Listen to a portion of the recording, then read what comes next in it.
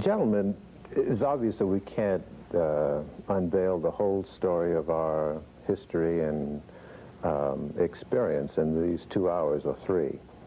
But maybe you can just sort of say some things to our viewers, especially young people, who are in need of some academic shaping and direction. I suspect you would all agree. What would your prescriptions to them be? Gil, let me say it this way, and I don't support system, but I think that one of the things we have to learn in order for me, or I hope I'm speaking for two gentlemen, and this is for parents, our parents, you can't fight the teacher and learn. There's a discipline in study, and we have to learn.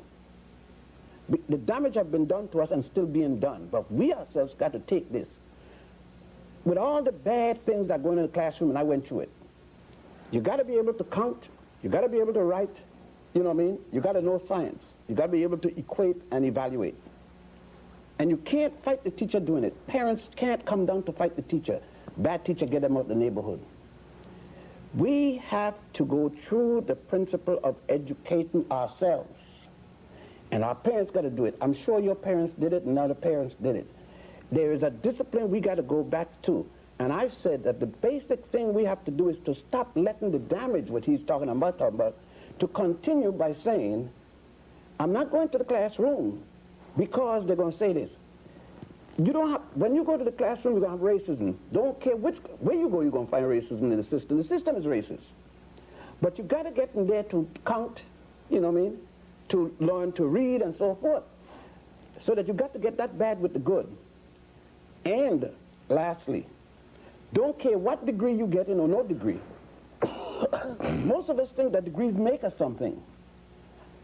Degree hasn't made me anything. I was a proud man before any degree and continue to be. A degree only gives you some ways to get in and get a better bread.